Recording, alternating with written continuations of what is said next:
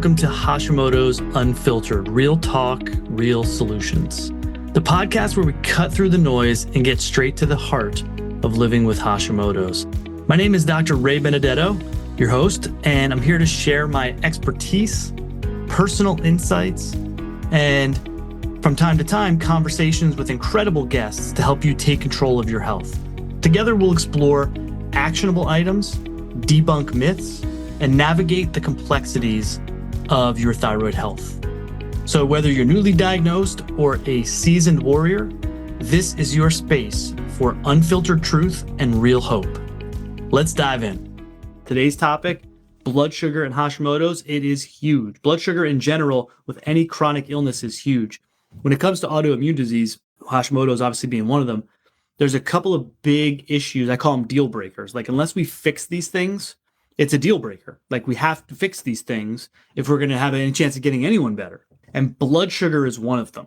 Huge, absolutely huge for any chronic illness to stabilize people's blood sugar.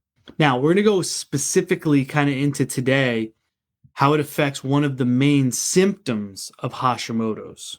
And primarily, one of the issues with blood sugar has to do with the brain. It has to do with brain function. It has to do with neurological function. We'll start there and then we'll kind of layer down from there. But it's really huge. And every single one of you, I'm sure, or many of you, let's say, because I see you guys chiming in about it, but many of you have neurological symptoms, right? You have brain fog, you have cognitive issues, you have mood stuff, you have memory issues, like neurological stuff, like my personality change, like all kinds of crazy stuff, right? Fatigue, right? Huge. And a lot of that has to do with the effect that your blood sugar has on your brain function. Let's start here. Let's start real broad and then hone it into like symptoms and then solutions. You guys know me by now. It's kind of like how I operate. Like, let's start with the 30,000 foot view and then let's tie it together with like, how is this affecting people? And then what do we do about it, right? What's the solution? Now, here's the deal. Your brain, if you think about this, I know you guys have never thought about this. This is why we're going to talk about this because it's huge for you to wrap your brain around this, right? Number one, your brain on average, we can make brain jokes about this, but the human brain on average weighs about 3 pounds, 3 to 4 pounds. Now, that is a extremely small percentage of your total body mass. Think about it.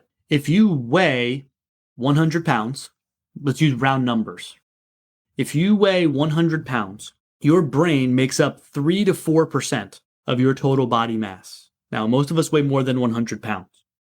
So if you are 200 pounds, your brain takes up 1.5% of your entire total body mass. That is a really small percentage.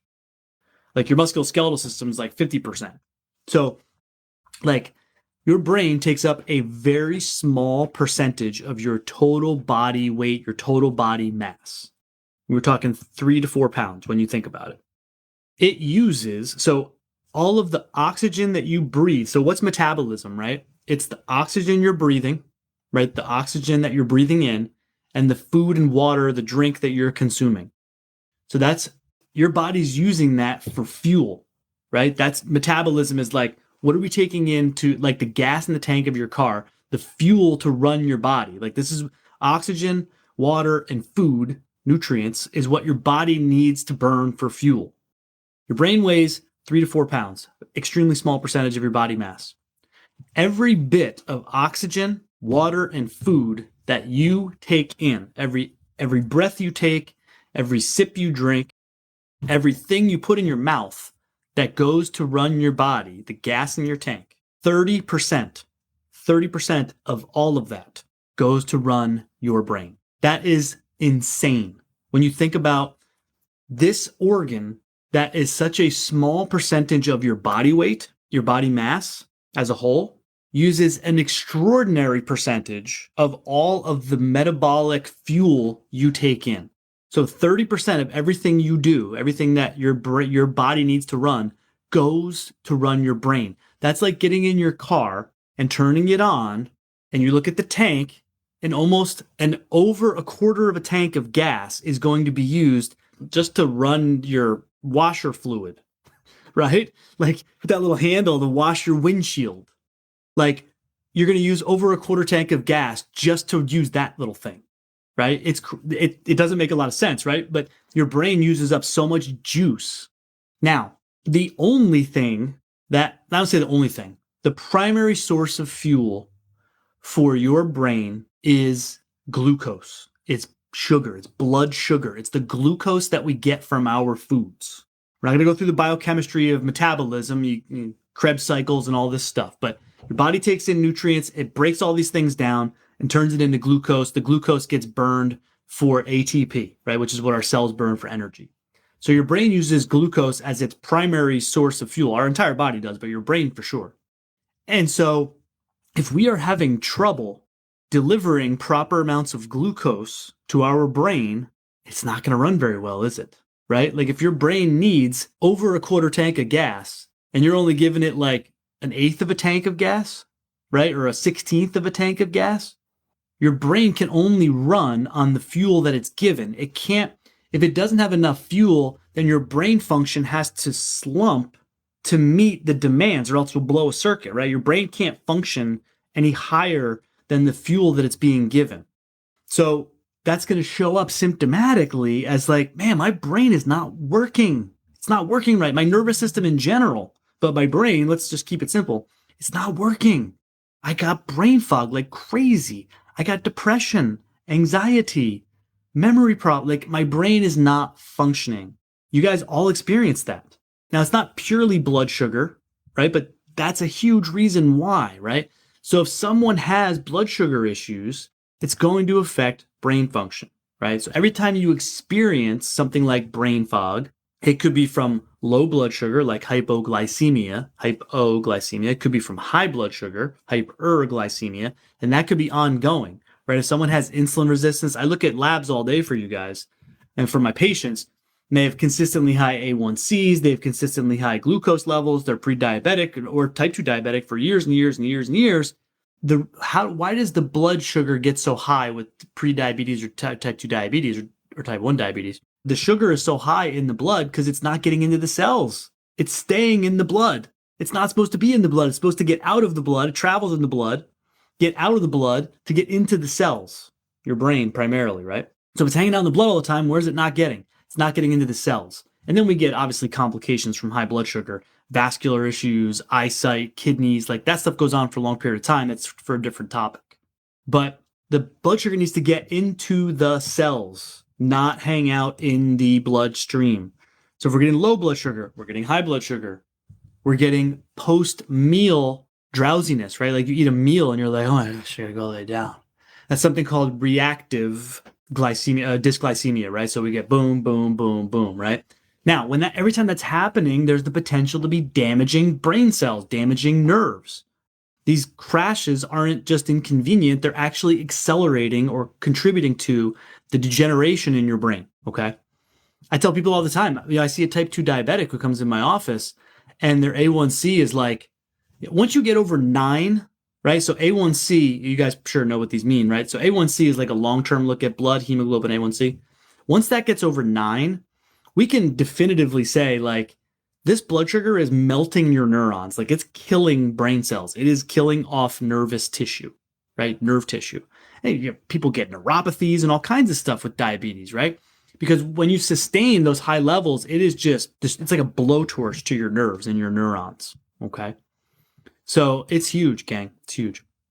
Now, we want to protect our brain from these spikes and this roller coaster, right? With diet, we'll start to get into, obviously, solutions. Diet, exercise, sleep, like those kinds of things.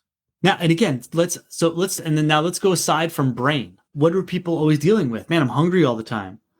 Man, like my bladder, like I'm peeing all the time. I'm having difficulty losing weight. I have sweet cravings. Like all these kinds of things are signs and symptoms of dysglycemia or problems with blood sugar. Now, again, it's easy to see on labs as well, but it's huge, right? So what are we going to do about this? Right? We have to fix this, has to be fixed. Starting with what I said, it's a deal breaker. When I start working with someone, this is a deal breaker. This is one of the reasons why I recommend the AIP protocol that you guys hear me bang the drum on. Is it's so multi-pronged. Yes, we want to get the immune system in check. Yes, we want to decrease inflammation. Well, I got to do another whole one on just on inflammation. Yes, we want to fix people's gut. Yes, we wanted to get them detoxify their cells and things like that. But big part of why we do it is also to stabilize blood sugar, because we have to. It's a deal breaker. We have to stabilize people's blood sugar. So that's why we do all the dietary and the nutritional work, right? So we have to eat a low glycemic, blood sugar friendly diet. There is no way around that. Many times, especially with my type 2 diabetics and stuff like that, there may be additional supplementation that we have to do because people develop what is known as insulin resistance, right? So insulin resistance is prediabetes, all that kind of stuff, is when your cells become resistant to your own insulin, right? So your insulin shows up, it's got glucose with it, it's knocking on the door, say, hey, I got glucose, let me in. You need this glucose because you have to burn it for fuel. And the cells are like, no, you can't come in. They become resistant to the insulin because the insulin is always there. I always joke around. I say it's like the analogy I give is like that neighbor, that annoying neighbor that you have that's like always knocking on your door. After a while, you're like, dude, you can't come in anymore. Like, I'll see you next week, So the insulin's always knocking on the door because it's being made all of the time. It's being cranked out all of the time because of someone's high glycemic diet. Always insulin all the time. And so the cells become resistant to the insulin. So on a lot of people, on a lot of my patients, even my Hashimoto's patients, yes, we need to do the dietary work, but then we also might need some targeted supplementation to help resensitize some of those cells to insulin and things like that. I have some products that I'll use in that regard. Not everybody needs those, but that's the deal, gang, with blood sugar and Hashimoto's. I mean, blood sugar, dysglycemia or blood sugar issues in general, everyone knows, right? Let's take something simple like type 2 diabetes. A lot of complications from type 2 diabetes, right? Cardiovascular disease, obviously obesity, eye issues, kidney issues, skin problems, nerve damage, right? Like all these things come from that. Well, all of these things contribute to the symptoms a lot of times that we get with Hashimoto's as well, primarily from a neurological standpoint. And fatigue, those are the big ones, right? Fatigue, right? Because your body cannot make energy. Now, there's so many other factors to fatigue. We start talking about like hormone stuff and adrenals and mitochondrial dysfunction and all this other kind of stuff.